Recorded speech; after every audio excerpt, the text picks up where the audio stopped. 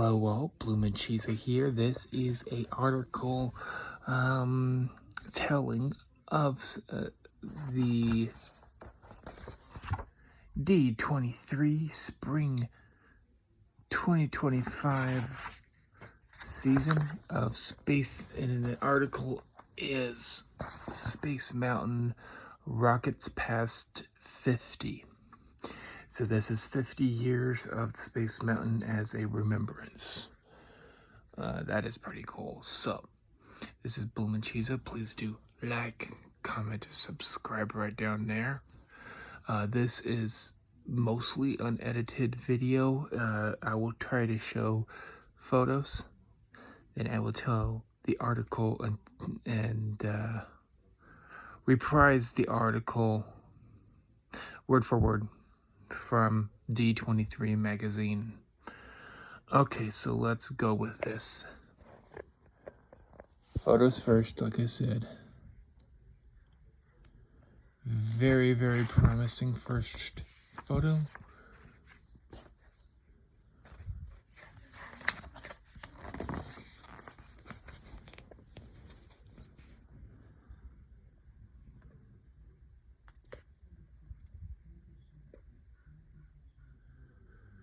There's Disneyland Castle.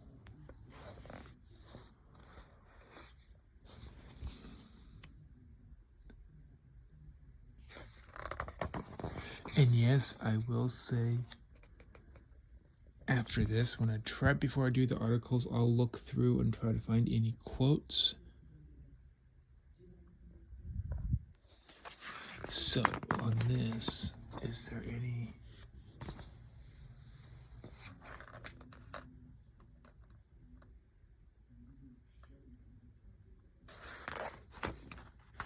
Okay, so this says, I'll let you guys read this, but this is going to be for the photos. So this is for the artist and Disney legend John Hinch. Sketch design for a Space Mountain attraction in the early 1960s. To the right.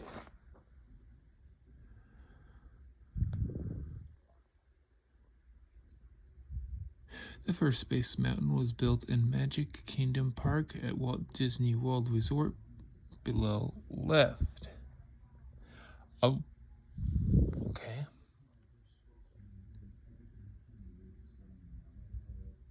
Opening in 1975. Construction next raised a similar attraction in Disneyland Park, below right.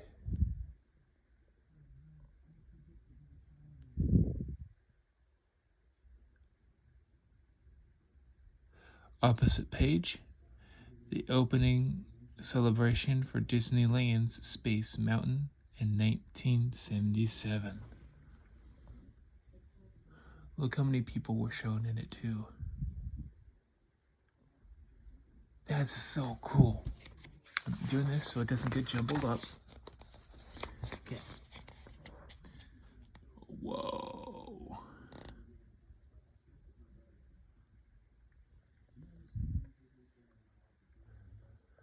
Okay. Let me start on the article. Keeping to the retro future theming of Disneyland, Disneyland Paris, and Disneyland Paris, the rocket vehicles were designed to evoke the imagination stylings of classic visions of future from thinkers such as French novelist Jules Verne.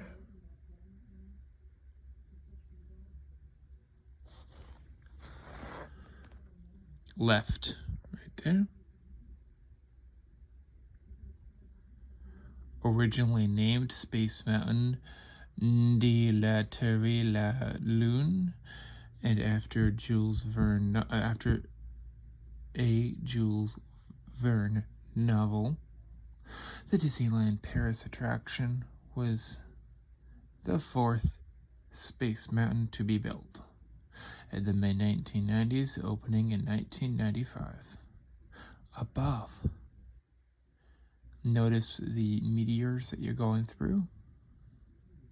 A rare view of the track from Paris attraction with its 3 intersections, many close encounters with the asteroids, and running through at least one of them. Okay.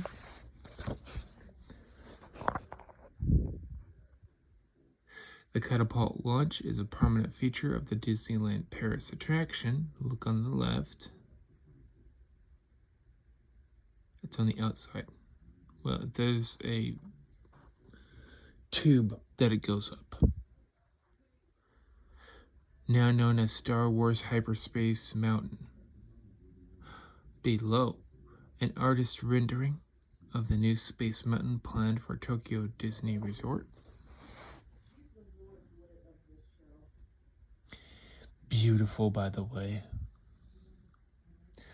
Very futuristic, and the most futuristic of all of them, in my opinion. Not the best, maybe the most futuristic design. That was the photos with the captions. First page, Space Mountain, the 50 rockets past. Okay. As groundbreaking Disney Parks attraction celebrates its golden anniversary this year, Space Mountain, we reflect on its origins and the continued evolution of Space Mountain.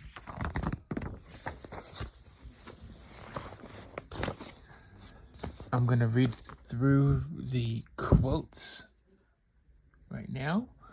Is this guy right here? There was a crucial moment that is really fun to look back on. There was this crucial moment that is really fun to look back on. Space Mountain tied the ideas of the park into the ideas of what was going on in the world and what people were excited about outside the park. From Alex Wright, Disney Imagineer. Okay.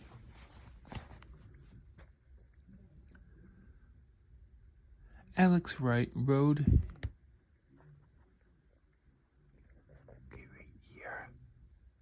his first big kid roller coaster, Space Mountain, at 6 years old. He tagged along with his aunt, uncle, and cousins on a trip to Walt Disney World Resort. Because of the rocket's seat configuration, he couldn't sit next to his relatives, so he had to be really brave.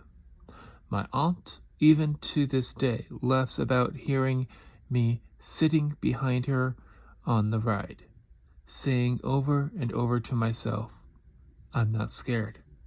I'm not scared. I'm not scared. Recalls Wright, who's now an executive creative director at Walt Disney Imagineering. When he got off the attraction, he was proud of himself for making it through. And when his own kids came of age, he couldn't wait for them to ride the mountain.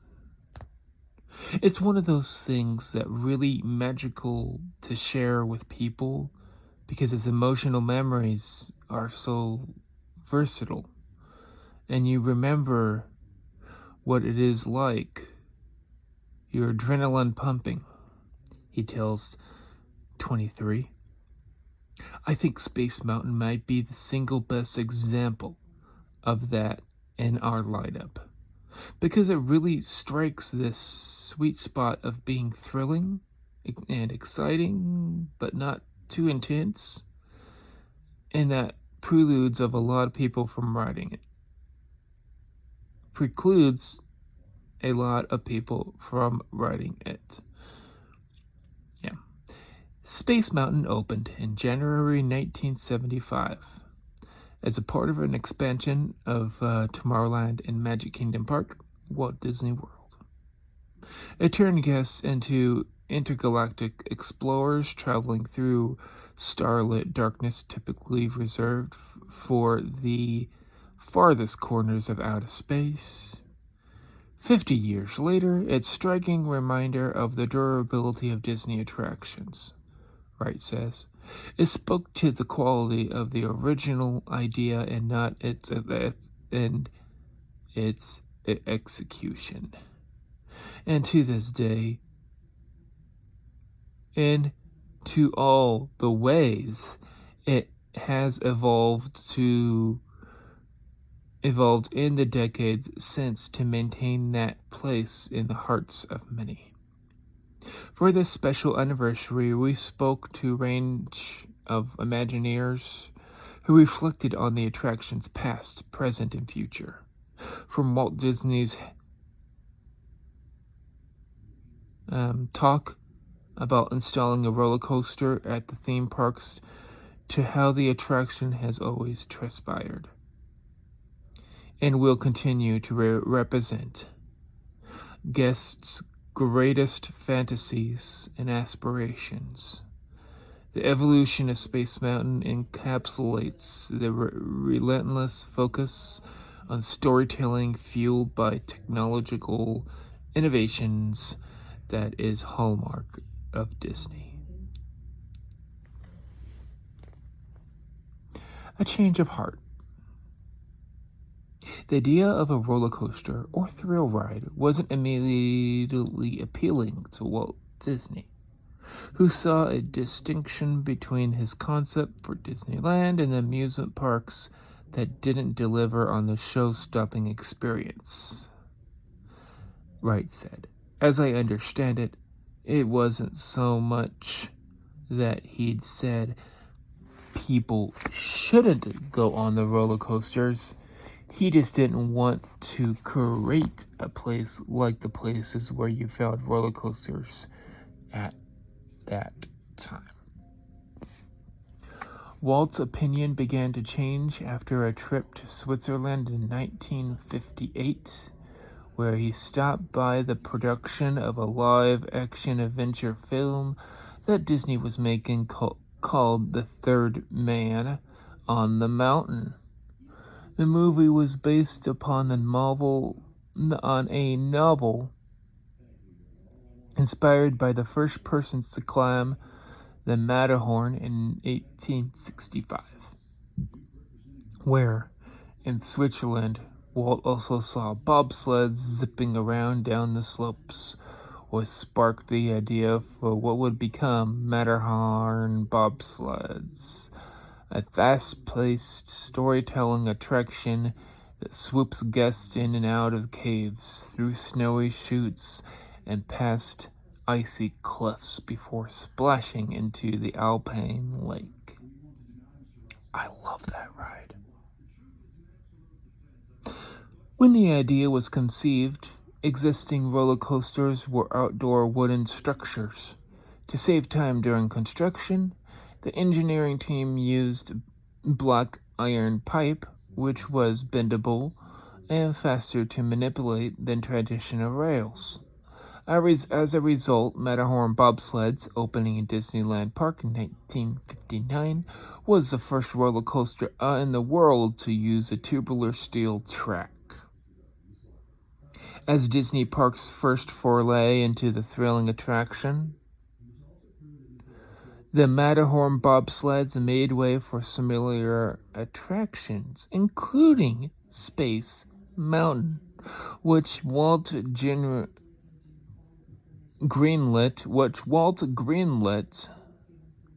in the early 1960s. We know Walt had an interest in the space race, the idea of space exploration exemplified by his Man in Space, Wright said, citing a March 1955 episode of Walt Disney's Disneyland's TV series. The show returned to Minnie. Walt Disneyland TV series. The show returned it to Minnie. Okay. Many times. Sorry. And so apparently Walt dropped a little hint to John Hinch that he should be thinking about a way to take people on a ride through space and roller coaster in the park. Hinch, a Disney legend and celebrated artist, developed an Imagineer, ran through Walt's Nugget and developed the early designs for Space Mountain. In an interview quoted by Leslie Iwerks in her book The Imagineering Story, Hinch said he wanted guests to face a simulated threat, but controlled in such a way that he feels like he's been through an experience all right, and he's liked it. After the experience, he said, they feel much more alive. They have a lot more adrenaline in their blood than when they started, and they feel exhilarated because they're met something that seemed to be a challenge, and they won. Mission accomplished. It took more than a decade for the first Space Mountain opened. Due to the company's focus on the 1964-65 New York World's Fair, the development and construction of Walt Disney World, and perhaps most notably, technological demands.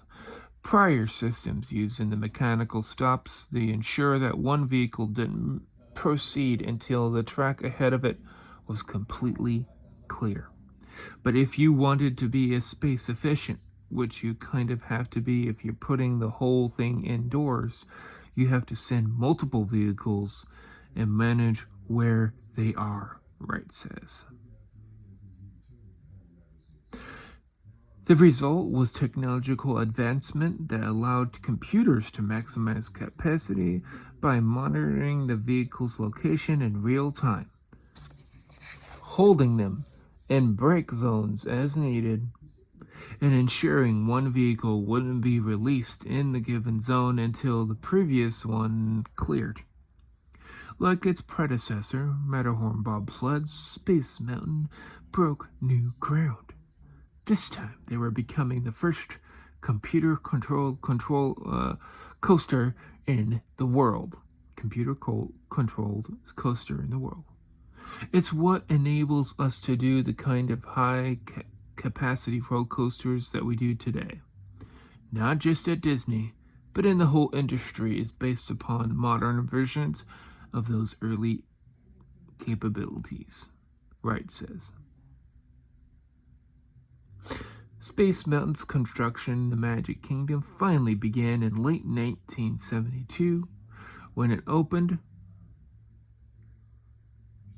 More than 2 years later, the country was even more fascinated with the space exploration, having been excited by the Apollo moon landings from 1969 to 1972, and by President Richard Nixon's announcement of the Space Shuttle program in 1972. The opening day for the attraction featured fireworks, NASA astronauts, and a 2,000-piece marching band. There was this crucial moment that they really fun and took it back on. There was this crucial moment that is really fun to look back on. It's tied the ideas of the park into the ideas of what was going on in the world and what people were excited about outside the park. Says Wright, to me, that foretold some of the things we've done since then. Think about how, like, Disney's Animal Kingdom ties so much into the emerging views on conservation and our take on the planet. The parks are based upon ideas or stories. They're not amusement parks. They're theme parks. Upping the thrill factor. 4 new Space Mountain attractions opened in the next 30 years at Disneyland Park in Anaheim, California, in 1977 at Tokyo Disneyland in 1983, Disneyland Paris in 1955, and Hong Kong Disneyland in 2005. Among them, the Paris attraction upped the ante, according to Luc Maryland, a senior creative executive at Walt Disney Imagineering. The storytelling at Disneyland Paris took a bold turn, making it more a joyride through space and back. Originally called the Space Mountain D23 à la Lune, based upon a famous book. It was inspired by the 1865 novel From the Earth to the Moon by Jules Verne, in which way a society of articulately enthusiasts called the Baltimore Gun Club attempts to launch a projectile to the moon after the American Civil War. The attraction was to be the centerpiece of the park's retro future version of Tomorrowland, received as Disneyland in paying homage to creative imaginations of the future by Verne, H.G. Wells, and others.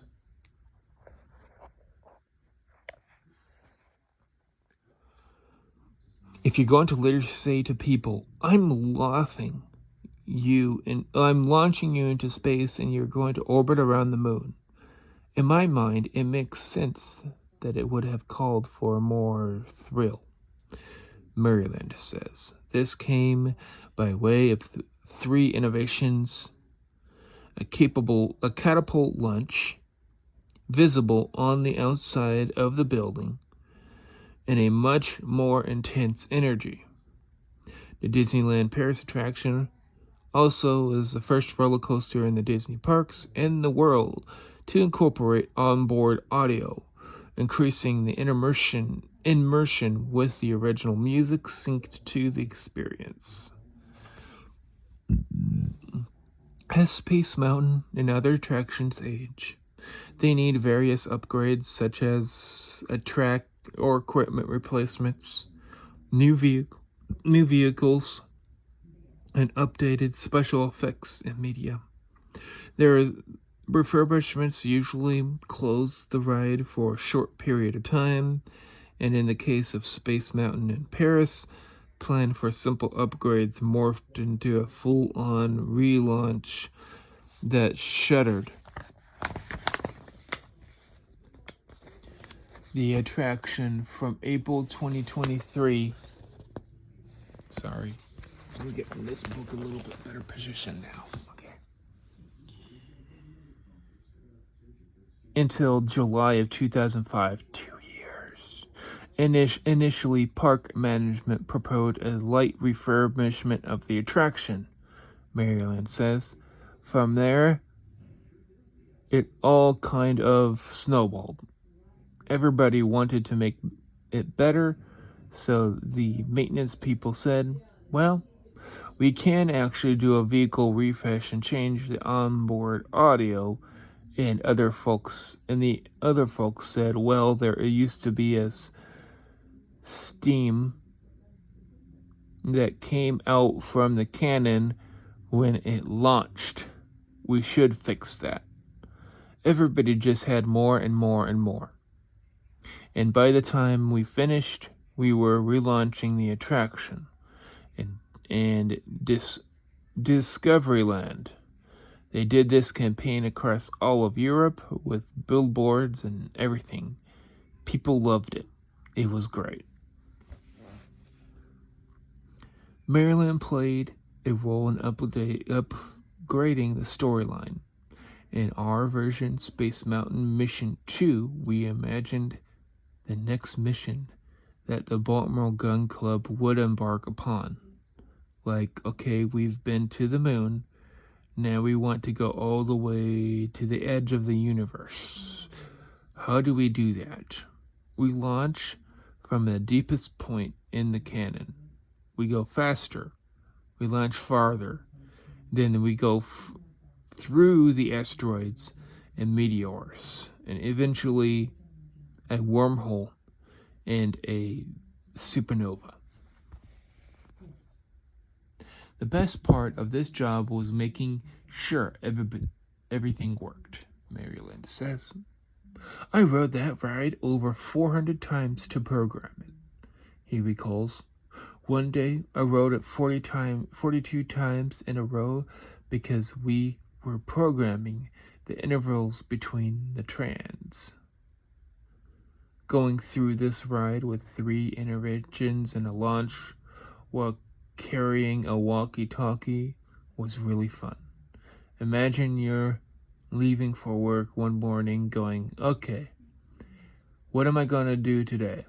Well, I'm going to ride Space Mountain 20 times. That doesn't sound like work. Seasonal storytelling.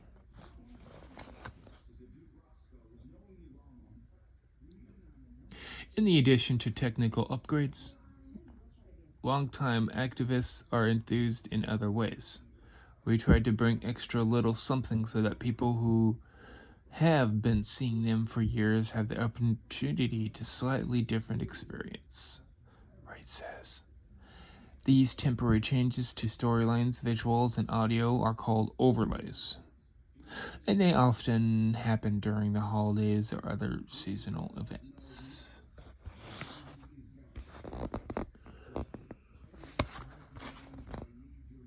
Steve Roach, an executive for creating development at Walt Disney Imagineering, worked on multiple show overlays for Space Mountain. We first have to do a layout of the attraction and really understand all of the turns and different aspects of the actual ride in order to establish a show overlay to go with that, he explains. Roach's first such project in 2007, called Rock and Space Mountain, focused mostly on onboard audio for the attraction at Disneyland Park. The new tune, a cover of Stevie Wonder's Higher Ground by the Red Hot Chili Peppers. 2 years later, opening around a month before Halloween, we helped transform the attraction into Space Mountain Ghost Galaxy. The concept was lifted from Hong Kong Disneyland, where it first premiered in 2007, and included a non-visual effects, he says. It had a great fan base, he adds, and it ran each Halloween season for 9 years. Ranch also worked on Hyperspace Mountain, which first opened in Disneyland Park as part of the Season of the Force in 2015 and at Hong Kong Disneyland the next year. In this version, guests joined the Rebel Alliance on a reconnaissance mission, facing off against Imperial forces and navigating the intense battles alongside the X-Wing fighter squadrons before returning safely to Earth. Disneyland Paris adopted the Star Wars Hyperspace Mountain in 2017. It's proved to be so popular that the current version of it's provided as so popular that it's the current version for the foreseeable future. More often than not, however, the attraction eventually returned to the original theming, Roach notes. Certainly everybody gets excited about something temporary coming back, but at the same time, I think that there's always anticipations for the fans to return to the classic. No different from how we watch Haunted Mansion at Disneyland Park every year with Tim Burton's Nightmare Before Christmas. Everybody looks forward to that holiday overlay. But then they also start looking forward to the return of the classic Haunted Mansion, It's the same philosophy.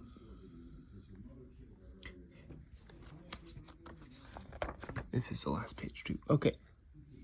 Last article. A new mountain rises.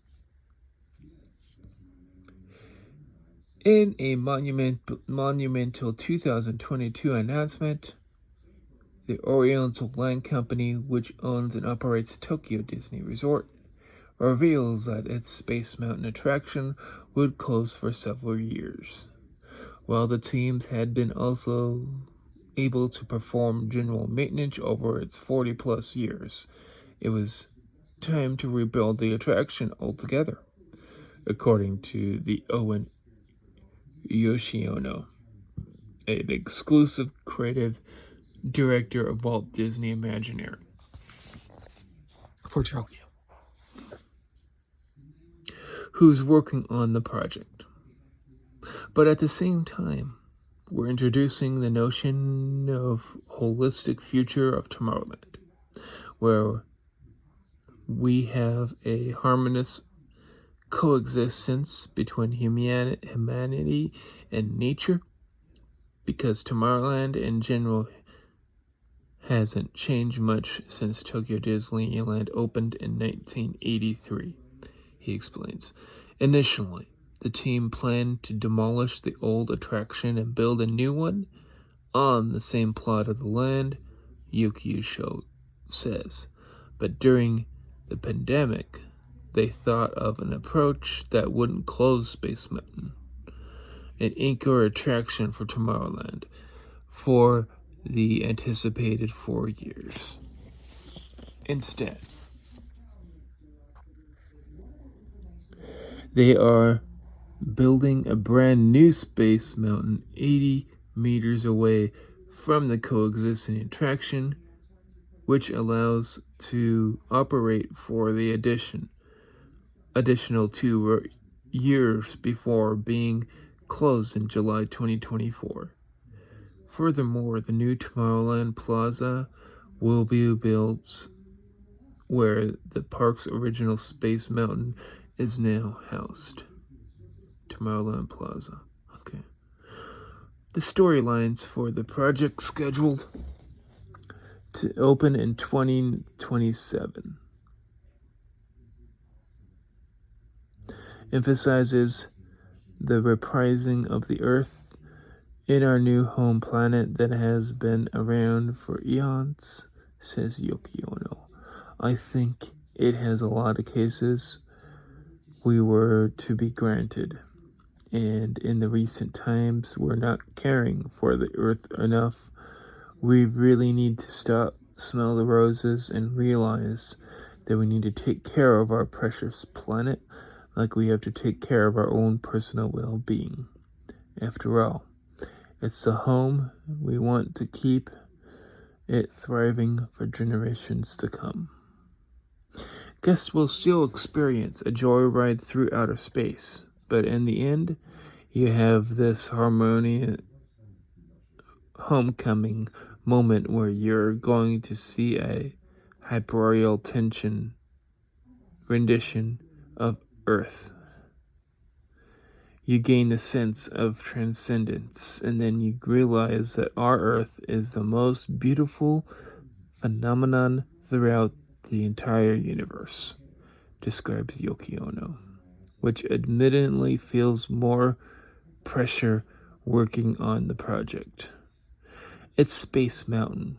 It's an absolute classic and a beloved attraction through generations, he says. For many folks, Space Mountain is their favorite ride at the park. He hopes to the reimagining pays homage to his predecessor by keeping its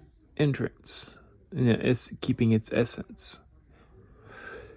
Space Mountain always has been reliable, and we're not creating something new that's going to scare the bejesus out of you, but does take for an even more visual experience. It's It's still a rite of passage to empower guests of all ages to conquer their fears and hesitations. So it requires not only Walt Disney Imagineering or the Walt Disney Company, it represents the optimism within us to reach for our hopes and our dreams. Hello, this is Bloom and Cheetah. This is the end of this article. It was a lot longer than I thought. I'm not going to chunk it up, but please do know that there is chunks that you can kind of go with on this one. There at the very beginning, I did talk about the photos with the captions, so you got to read the captions with me. Then I talked about the article. Also, I put in there article with the quotes, but I did not notice that the quote was already in the article, so I said that twice. I noticed that afterwards. I like this article, and then for me, reprise or my take on it, Space Mountain will always be a classic. It will always be one of the best, and they will always try to change it and make it for the better. Because Disney World will never stop growing. So they need to do updates on it. They need to reprise it. They need to make it new, make a new rendition of it. They will do it. I'm hoping that Disney will live up to the name of the old one whenever they do that. Thank you. Please come again. I am going to read more of these articles. This is the first article of this D23 magazine for spring 2025 with Snow White in the front, and I believe Captain America in the back, and it's a big one. I will be reading more of them, and this is the first day of reading the article, so have at it. Bloom and Cheetah's out of here.